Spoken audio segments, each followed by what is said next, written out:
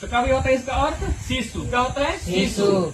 इससे हम लोग इंग्लिश में क्या बोलते हैं? चाइल्ड। क्या बोलते हैं? चाइल्ड। एल नीनो, कौन नीनो? El Nino. कैसी धारा है? तो गर्म जल धारा है। कैसी धारा है? गर्म जल धारा है। याद रखिएगा कि एल नीनो की जो क्या भैया उत्पत्ति होती है, क्या होती है? उत्पत्ति। कहाँ से होती है? तो दक्षिणी अमेरिका के, कहाँ के? दक्षिणी अमेरिका के पेरू एवं इक्वाडोर देश के प्रशांत तटीय क्षेत्र से होता है। मतलब एल नीनो जो क्या भैया निकलता है, ठीक है, वो कहाँ से? तो दक्षिणी अमेरिका के पेरू एवं इक्वाडोर देशों के प्रशांत का भी तटीय क्षेत्रों से निकलता है।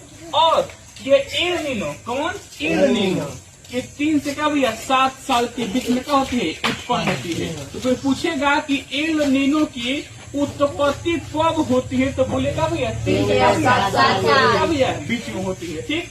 अगला एल नीनो जब क्या भैया जब एल नीनो आता है तो जो जल होता है, जो पानी होता है, उसका अचानक का भी तापमान बढ़ जाता है। कितना? तो 5 डिग्री से कहता ना 10 डिग्री सेल्सियस।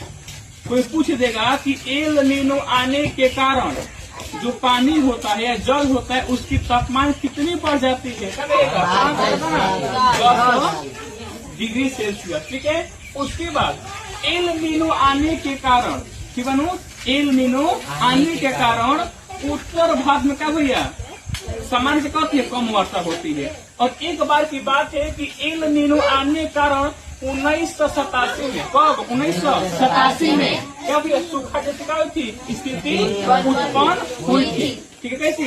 सूखा जैसी क्या थी स्थिति उत्पन्न हुई थी। ठीक। और यही एल नीनो के कारण हम लोग का भैया मानसून का भैया पूर्वानुमान लगाते हैं कि हमारे भारत में मानसून की एंट्री कब होगी, और हमारे भारत के क्या भैया बिहार राज्य में भी क्या भैया मानसून की एंट्री कब होगी। उसका संदेश कौन देता है? कौन देता है? याद रखिएगा कि एल नीनो का भी एक गर्म जल धारा है, और ये जब भी हमारे देश में एंट्री मारेगी आएगा तो क्या भैया सूखा जैसी स्थिति उत्पन्न